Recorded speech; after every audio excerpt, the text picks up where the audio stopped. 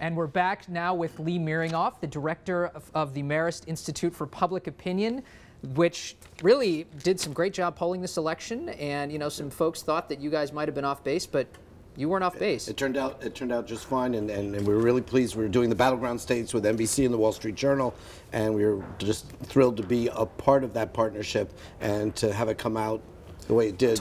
Speaks to the public polling efforts. Lee, talk about those swing states, those battleground states. People thought they were going to be a lot closer. I know a lot of people, even as you know, late last week, people thought, for instance, Florida wasn't even the swing state to watch, really, because it was comfortably Romney. It was leaning Romney, and even it's not. It's leaning Obama. No, but our numbers, as you indicate, we're not leaning Romney. So I mean, it was interesting to see. Look, I think we're talking about several things. The recipe of the electorate is changing. You know, there was a greater Latino vote, and you know, we've seen.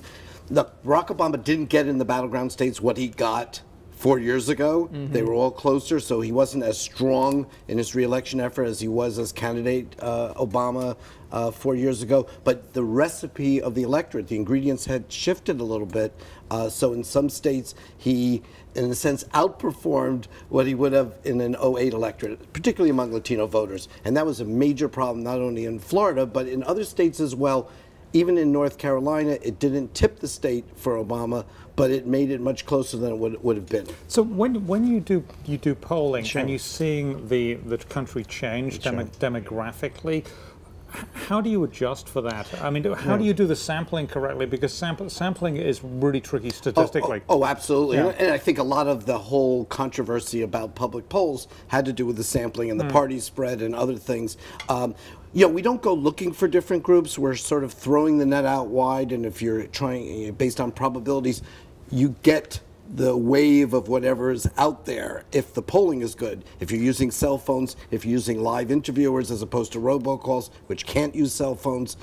So there's a lot of things you can do. And then the numbers come in. We don't set things. The voters tell us, and we pick them up. And so it works the other way around. People a lot of times are talking about, why are you setting party ID at a certain level? We don't do that. You can't do that. There's no number to pick. But some people were getting these polls wrong. You obviously didn't. What were they doing wrong, do you think? Well, they're all watching now because they want to hear your secrets. Yes. So give them your secrets right now. You say I don't have to eat crow today because it's a little too bony and it's a little too bony. So tell us. Well, I think I think first of all you had to have cell phones. If you're not calling cell phones, you're missing young people. And if you're missing young people, you're missing the margins that Obama was carrying a lot of these states with. So that's one thing. Second of all, you know, I think you do have to, you know, ask the questions, look for the early voting. That was a big deal in this election. You know, a lot of people had already voted by last night, but through absentee and some of the early voting in different states.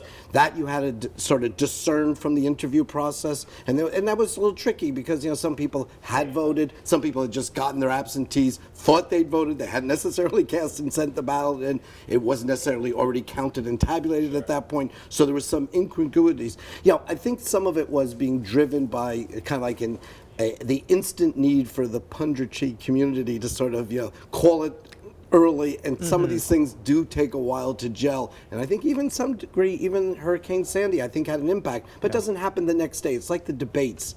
You know, things have to set in. You have to have a sense of. Takes some time to digest. Yeah, absolutely. And the electorate is like that. I want to ask particularly about Republicans and what they need to do. A lot of people saying there's some soul searching. It's going to be hard for they need to figure out how to be relevant again. And yet, really, I'm wondering, look, if they flip on immigration policy, Neil King a second ago was saying, look, there's a lot of Republican policies that may line up with where some Latino voters fall up, except on immigration. Is that simply what Republicans need to do in order to? Well, I think there's some healing that has to go on, but clearly the whole immigration issue is very important, and we talk about the demographic change as well. Places like Georgia, Texas, and Arizona are changing demographically as well, and if the Republican brand doesn't shift a little bit and they don't repair that damage, they may be looking at bigger problems down the road. So I think that's part of it. You know, and even with young people, you know, we've done some work studying young people, millennials, and you know, in terms of values, they're very much like the greatest generation in terms of God and country and family. But when it comes to tolerance, they do not like the whole intolerance thing that the Republican Party had become branded as. And so, in a sense, the Republican Party is pushing away voters beyond what they need to be doing. I want to ask quickly, speaking of the changing of the electorate, there was another interesting issue last night. Gay Americans had a very big night. For the first time, you had voters approve ballot measures in support of gay marriage. Gay marriage is legal in some states, but it's only legal in those states because of courts, because legislatures that have acted on their own, not ballot measures. Now in Maine, it was in Maine, Maryland voters as well.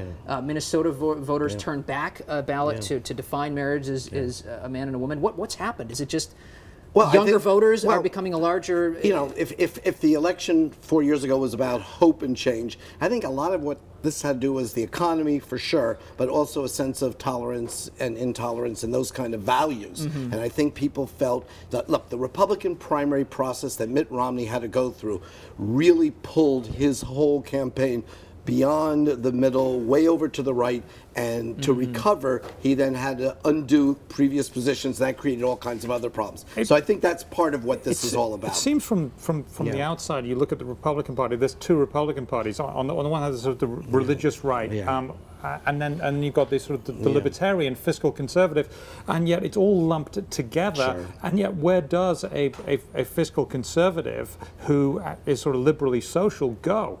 Well, and where do you find that? I mean, is that a problem? Is there room for a new party, or we set up this system so that if you are like that, if you are a fiscally conservative, socially liberal, Bloomberg type. And I think right now, today, a lot of Republicans are asking that very question. How do we redesign? How do we repackage? Does it split? Well, here's what's going to happen, perhaps. This sometimes works out just because government starts working better, and if there's a recognition that Barack Obama will not seek re-election again. Sometimes you're optimistic. But if you get an awareness that Barack Obama will never run for re-election again, maybe that starts to turn things around. Maybe the Republican Party, particularly on immigration, I think there's Jeb Bush and others are very, very eager to say we can't systematically exclude young people, Latinos, women. It's just too big a group to say they're not on the table. Mitt Romney couldn't expand the battlefield for weeks and weeks and weeks. Everyone was saying it's too narrow a path to 270. There's no room for error. And now that's exactly what we saw. So the Republican Party has to get beyond the states that are just in play. I mean, the last time they had a big run-up in the electoral vote was 1988 with George Bush. Even when Bush 43 won, those were narrow wins. So there's a need, I think, for the Republican Party to sort of go back to the drawing boards and come out with a new idea. And part of that might begin with the kind of bipartisanship that Chris Christie and Barack Obama were able to put together over the treatment of the handling of Hurricane Sandy. Both sides in the country said, boy, that's a new thing. That's leadership in a bipartisan way. Maybe the good can come out of that tragedy. And you mentioned Bush. I wonder if we might see a Bush-Clinton 2016 fight. Well, I was just going to say, we have questionnaires and still written in pencil. We won't have to erase the names. We've got Bushes, we've got Clintons. Fantastic. So, and we hope to have you back in 2016, Lee. You've done a fantastic job through this campaign season. I appreciate the opportunity. It's a great program, and I appreciate being able to participate on it. Thanks so much.